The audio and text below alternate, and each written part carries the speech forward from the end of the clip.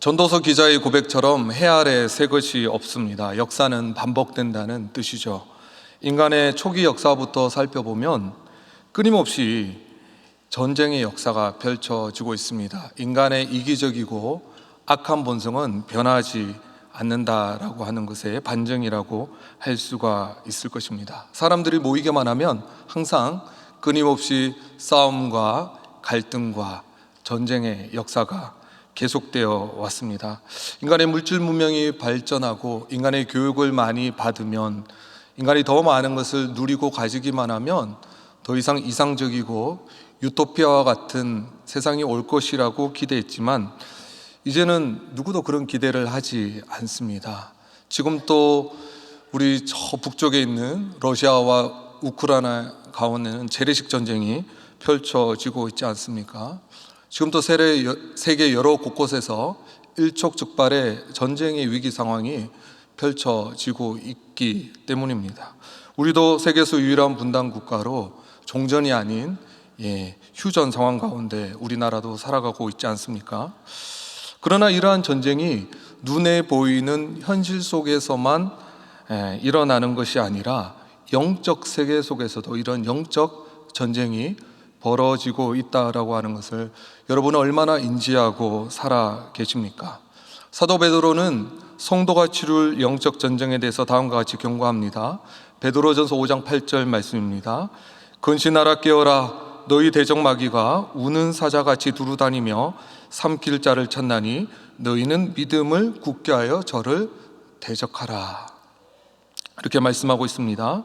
사도 바울이 에베소서를 마무리하면서 성도가 전신갑주를 입고 치러야 될 영적 전투에 대해서 이렇게 말합니다.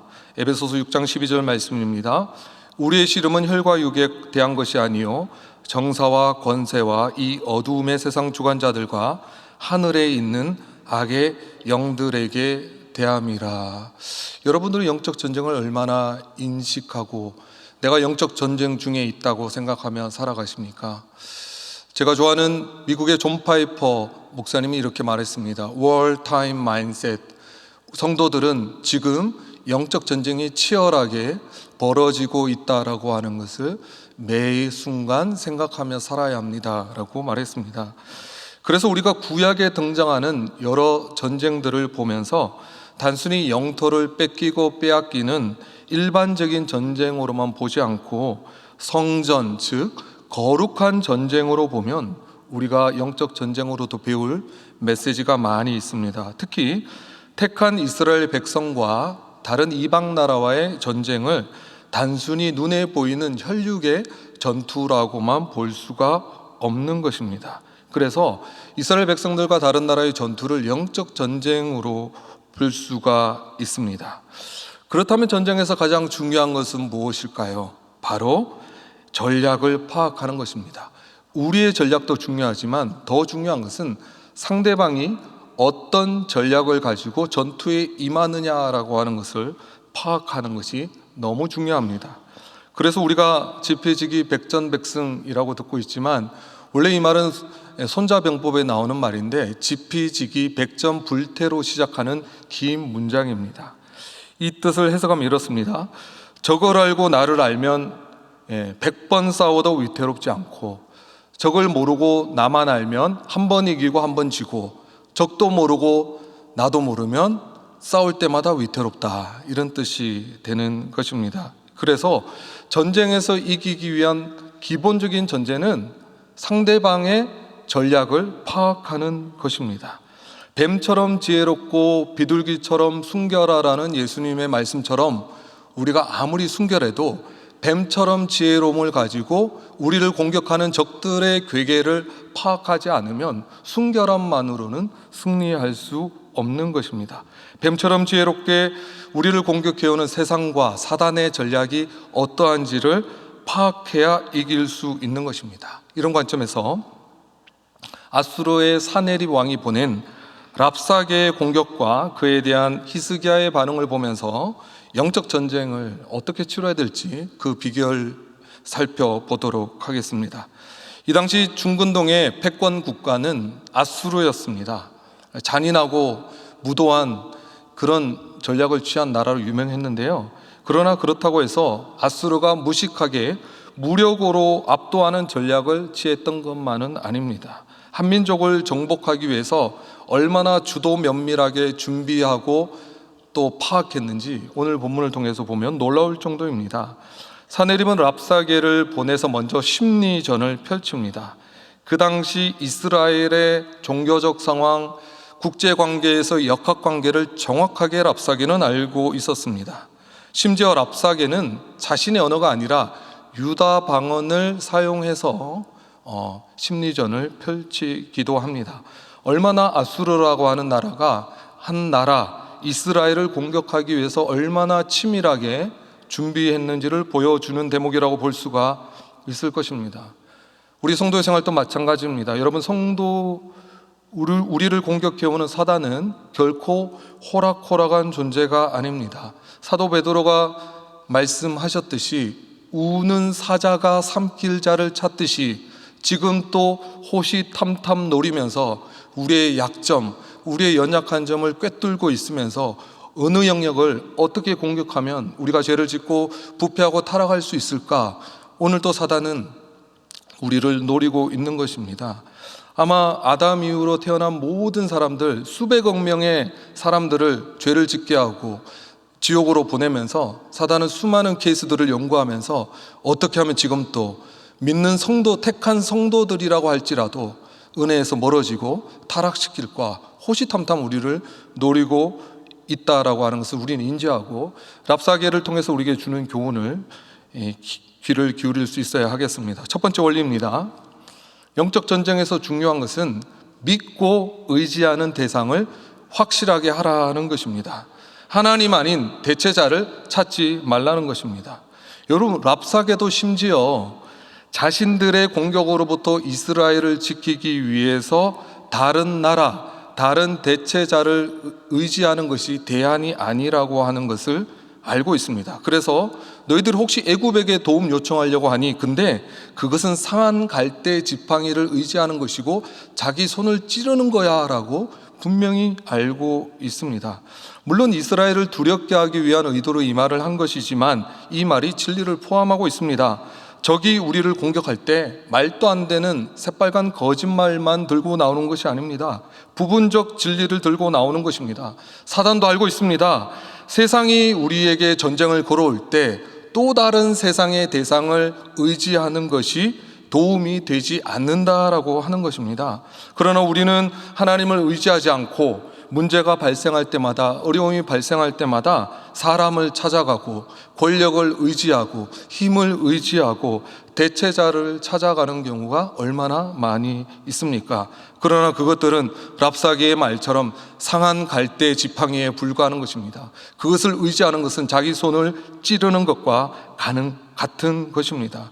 이스라엘 역사를 살펴보면 그들의 전쟁 역사 가운데 수시로 이스라엘 백성들이 애굽을 의지하는 경우가 참 많이 있었습니다. 그러나 단 한 번도 애굽을 의지하고 애굽의 도움을 요청했다가 그들이 원하는 결과를 얻은 적이 한 번도 없었습니다. 특별히 애굽이라고 하는 나라는 이스라엘 백성들이 출애굽의 역사를 통해서 언약 백성이 되었기 때문에 애굽의 도움을 요청한다라고 하는 것은 전략적인 측면에서가 아니라 영적인 측면에서 해석해야 되는데 그것은 구원받기 이전으로 돌아간다는 것이고 결국 배교의 상태로 돌아간다는 것이기 때문에 더더욱 어떤 나라보다도 애굽이라고 하는 나라는 절대 의지해서는 안 되는 것이었습니다. 우리도 마찬가지입니다. 우리의 위기의 순간에 사람을 의지하지 마시고, 그리고 우리가 밤길 걸어가다가 갑자기 놀라면 어떤 말씀하십니까? 엄마야 그러지 않습니까? 왜 그럴까요? 우리 마음속에 가장 깊은 곳에 어머니라고 하는 존재가 가장 의지하는 대상이었기 때문에 위기의 순간에 튀어나오는 거죠. 여러분, 위기의 순간에 누구를 찾아야 되겠습니까? 하나님 앞에 나가야 되는 거죠. 평소에는 기도 안 하다가도, 평소에는 좀 대충 신앙생활 하지만 위기의 때가 되면 어디에 나가야 됐습니까? 하나님 앞에 엎드려야 하는 것입니다. 두 번째 원리입니다.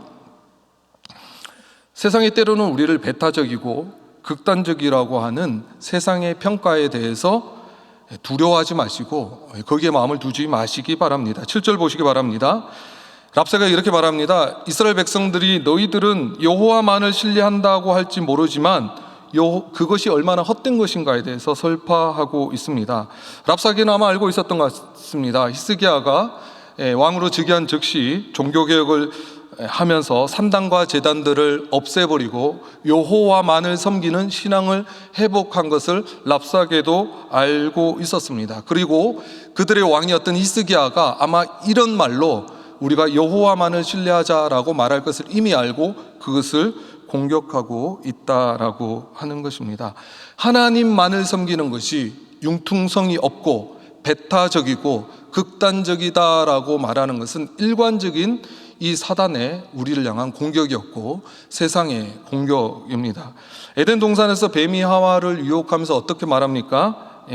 정말 이 동산에 있는 모든 나무의 열매를 먹지 말라고 하시더냐라고 하면서 하나님의 선하심과 하나님의 풍성한 은혜를 의심하게 만들면서 죄를 짓게 만든 것입니다. 여러분, 우리가 신앙생활 한번 제대로 해보려고, 기도생활 한번 제대로 해보려고 작정하고 이제 은혜 받았으니까 변화된 삶을 살아야지라고 말하면 여러분 주변에서 여러분을 그냥 둡니까? 아니죠. 극단적이다, 배타적이다, 너만 예수 믿냐, 심지어 교회 안에서도 균형을 잡힌 신앙생활을 해야지, 너처럼 그렇게 신앙생활을 하면 안 된다라고 여러 가지 공격이 들어오는 것입니다. 그러나 여러분, 십자가는 항상 어리석은 것이었습니다. 극단적인 것이고 배타적인 것입니다. 이 세상에서 욕먹을 각오를 하고 신앙생활 해야 하는 것입니다. 시대가 악하고 신앙생활도 하향평준화되어서 조금만 열심히 신앙생활을 하려고 하면 유별나다, 꼭 그렇게 신앙생활을 해야 되겠니? 라고 말리는 주변 사람들이 등장할 때 영적인 관점에서 보시기 바랍니다. 여러분, 우리 신앙생활의 목적은 물에 술 탄 듯 술에 물 탄 듯 아무 일 없이 유유자적하게 평안하게 신앙생활 하는데 있지 않습니다. 때로 하나님의 말씀에 순종하고 제대로 된 신앙생활을 하는 것이 다른 어떤 사람들의 눈에는 균형을 잃은 것처럼 보일 수 있고 너무 열심히 하는 것처럼 보일 수 있다고 하더라도 여호와만을 섬기는 것입니다. 산당과 제단을 제해 버리는 것입니다. 세상을 향한 우리의 사랑과 모든 욕심을 끊어버리기 때문에 이런 말을 들을 각오를 해야 하는 것입니다. 여러분, 내가 너무 유별나지는 않을까, 다른 사람이 눈을 의식하면서 중간 정도만 하면 되지 않을까라고 균형이라고 하는 이름으로 타협하며 사는 것이 지혜라고 생각하며 살아가고 있지는 않으십니까? 여러분, 시대가 너무 악하다 보니까 이제는 우리 70년 이후에 등장할 세대들은 좀 더 레디컬하게 하나님 말씀이 이해되든 이해되지 않든 하나님의 말씀에 자신의 삶을 던질 수 있는 앞으로의 70년을 이끌어갈 우리 충년의 다음 세대가 일어나야 되지 않겠습니까? 그런 본질적인 신앙을 회복할 수 있는 은혜 있기를 예수님의 이름으로 축복합니다. 아멘. 세 번째입니다. 하나님께 묻지 않고 눈에 보이는 현실과 상황이 하나님의 뜻이라고 오해하지 마시기 바랍니다. 10절에 보면 랍사게는 자신이 올라와서 이 땅을 멸하는 것에 하나님의 뜻이 없겠느냐라고 말하면서 하나님의 뜻을 갖다 붙이고 있습니다. 그러니까 현실과 상황을 그냥 저항할 생각하지 말고 이미 게임이 끝났으니까, 이미 지는 싸움이니까 현실과 상황에 순응해, 어쩔 수 없어, 여기에 하나님의 뜻이 있을 수도 있잖아라고 우리를 유혹하고 공격한다라고 하는 것입니다. 그러나 우리 그리스도인들은 상황으로 하나님의 뜻을 해석하지 않고 하나님의 뜻으로 상황을 해석하는 자인 줄 믿으시기 바랍니다. 여러분, 우리의 삶이 아무 일 없이 진행되고 순탄하다고 해서 하나님의 뜻이 아닐 수도 있고요, 또 문제가 있다고 해서 하나님의 뜻이 아닐 수가 있다라고 하는 것입니다. 그러니까 문이 닫혀도 하나님의 뜻일 수 있고 문이 열려도 하나님의 뜻이 아닐 수가 있다라고 하는 것입니다. 저는 사도행전을 묵상하면서 사도 바울이 특히 사도행전 후반부에 가면 자신이 로마에 가는 것이 하나님의 뜻임을 확신하고 로마를 향해 가는데 주변에 많은 예언하는 사람들, 사랑했던 동역자들이 어떤 얘기를 합니까? 로마에 가면 고난과 핍박이 기다리고 있으니까 로마에 안 갔으면 좋겠다. 바울이 어떻게 반응합니까? 고난과 핍박을 받더라도 나는 로마에 끝까지 가겠다. 고난과 핍박이 있더라도 그것이 하나님의 뜻이 아닌 것은 아니기 때문에 고난과 핍박의 길을 걸어가더라도 나는 하나님의 뜻을 성취하기 위해서 로마에 가겠다라고 말하고 있는 것입니다. 여러분, 우연히 겹치고 있을 수 없는 일들이 일어나고 상황적 인도하심이 있더라도 물어보시기 바랍니다. 하나님, 문이 열렸는데 이거 하나님 뜻이 맞습니까? 반대로 문이 닫히고 상황이 아무리 힘들어도 하나님, 고난이 있고 어려움이 있어도 이것이 하나님의 뜻이라는 확신만 있으면 끝까지 이 길 걸어가겠습니다 라고 주님 앞에 결단하실 수 있기를 바랍니다. 네 번째입니다. 사단은 세상과 타협했을 때 우리가 얻을 수 있는 혜택과 유익이 어떠한 것인지를 우리에게 제시하면서 우리를 유혹하곤 합니다. 여러분, 세상은 우리를 두렵게 하고 낙심시키게 함으로써 죄를 짓게 만들기도 하지만 세상과 타협했을 때 우리가 얻을 수 있는 혜택과 유익을 통해서 우리를 유혹하기도 합니다. 16절 17절을 보면 자신에게 항복하기만 하면 자기의 포도와 무화과 나무를 먹을 수 있고 자기의 우물물을 마시고 고향과 같은 좋은 땅에 갈 수 있을 것이다 라고 당근을 제시하고 있다라고 하는 것입니다. 여러분, 세상이 우리를 유혹하거나 죄를 짓게 만들 때 그저 무지막지하게 우리를 어렵게 만들므로 유혹하지 않습니다. 죄가 주는 달콤함이 있는 것입니다. 세상이 주는 혜택과 유익을 커 보이게 만드는 것입니다.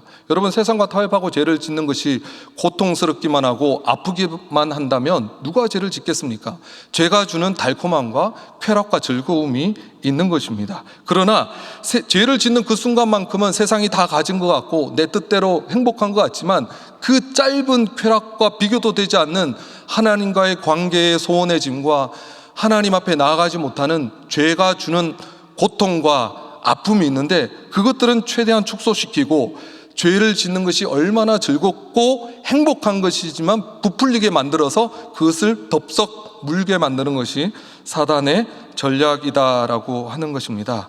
그래서 여러분, 세상이 주는 잠깐의 쾌락보다도 하나님이 주시는 영원한 즐거움을 바라보시고 죄를 거부하시고 주님이 주시는 기쁨 속에 살아가시는 저와 여러분 되시기를 예수님의 이름으로 축복합니다.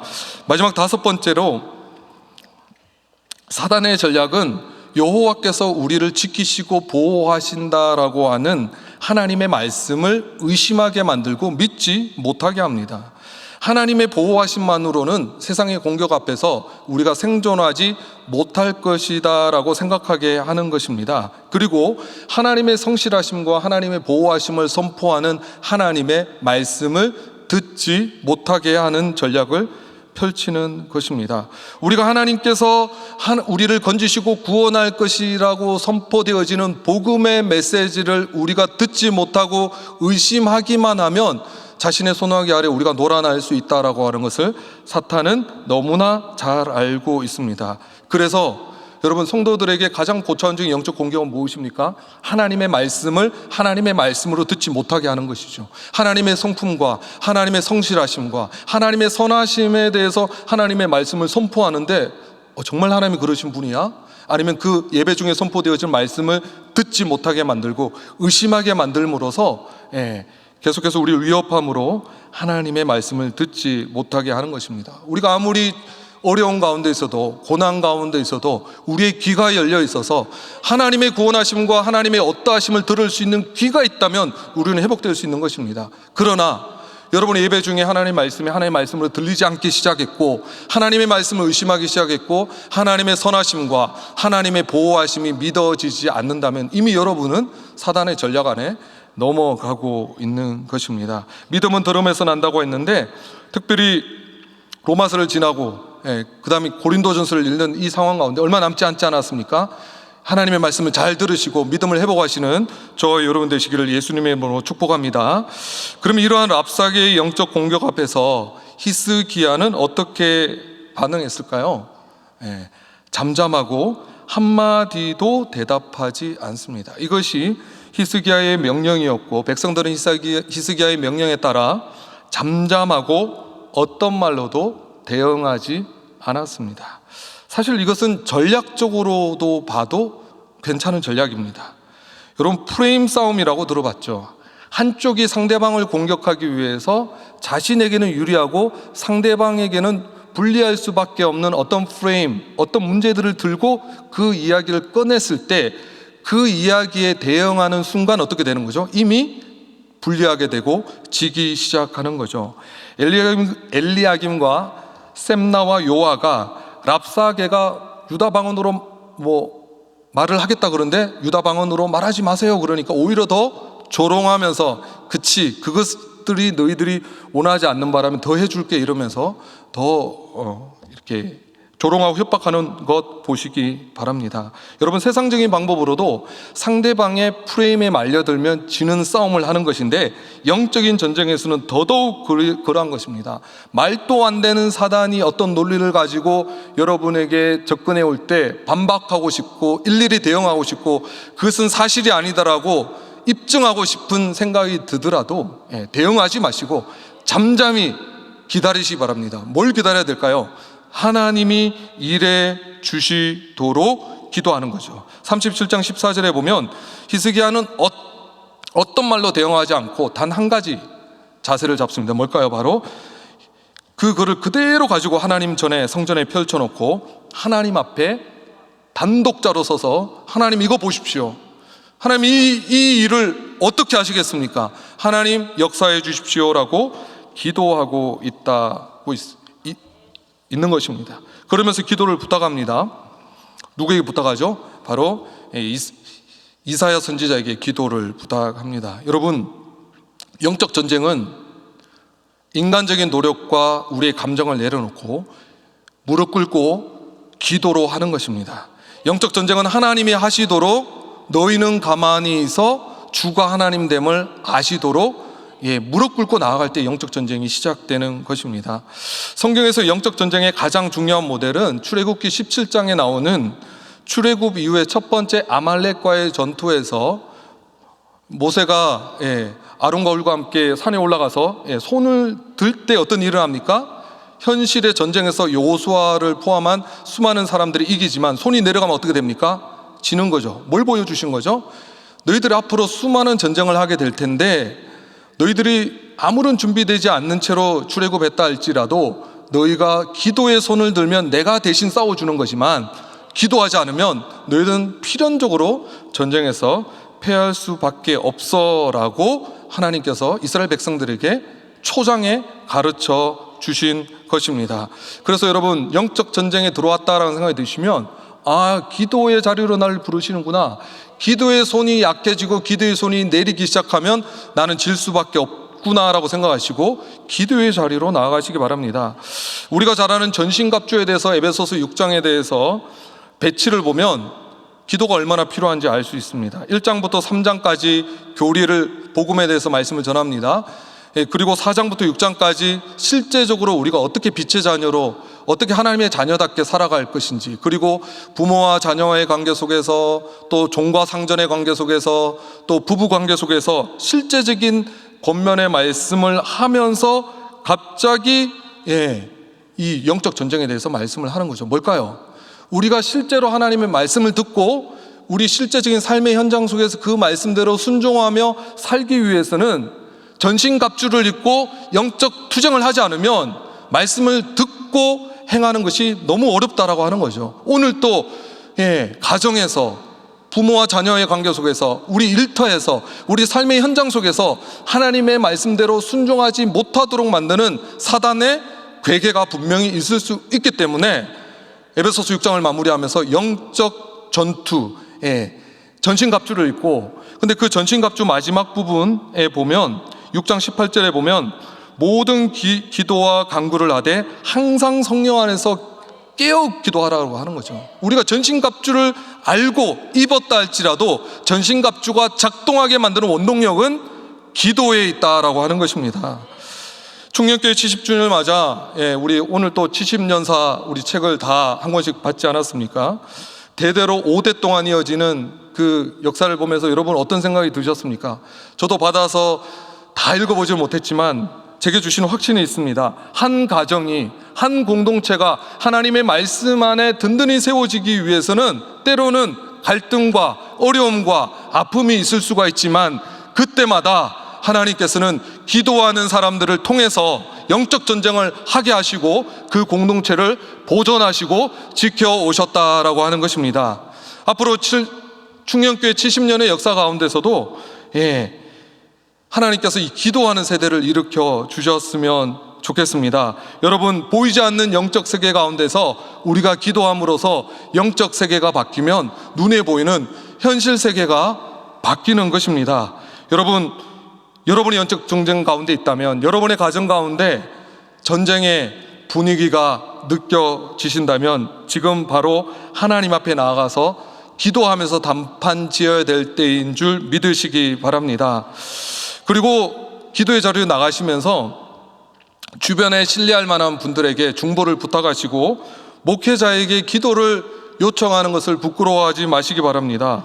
저는 사역을 하면서 늘 안타까울 때가 있습니다. 어려움이나 문제가 있으면 목회자에게 기도를 요청하지 않습니다. 그래서 상황이 종료되고 나서 알게 되거나 돌고 돌아서 다른 사람을 통해서 그 상황을 알게 됩니다. 그래서 왜 기도 부탁을 안 하셨냐고 물어봅니다. 그럼 어떻게 대답하십니까? 안 그래도 목사님 바쁘신데 저를 위해서 기도해 주신다고 목사님을 더 부담 주고 싶지 않아서 말씀 안 드렸습니다 라고 말하는데, 여러분이 영적 전쟁을 여러분이 기도로 한다고 믿으신다면 목회자에게 기도 부탁하기를 주저하지 마시기 바랍니다. 왜? 기도로 전쟁을 하기 때문입니다. 우리 교회에 얼마나 또 소중한 중보기도 팀이 있지 않습니까? 수십 명의 사람들이 여러분이 기도 제목을 제시하는 순간 함께 기도에 무릎을 꿇을 수 있는 동역자들이 많이 있는 것입니다. 바라기는 이 가을에 우리 삶의 산적한 문제들 앞에서 영적인 눈을 뜨고 바라보셔서, 아, 이거 인간적인 싸움이 아니구나, 혈육의 싸움이 아니구나, 영적 전쟁 가운데 내가 들어와 있구나, 기도해야 되겠구나 결단하시고 주님 앞에 기도의 무릎으로 나아가시는 저와 여러분 되시기를 예수님의 이름으로 축복합니다.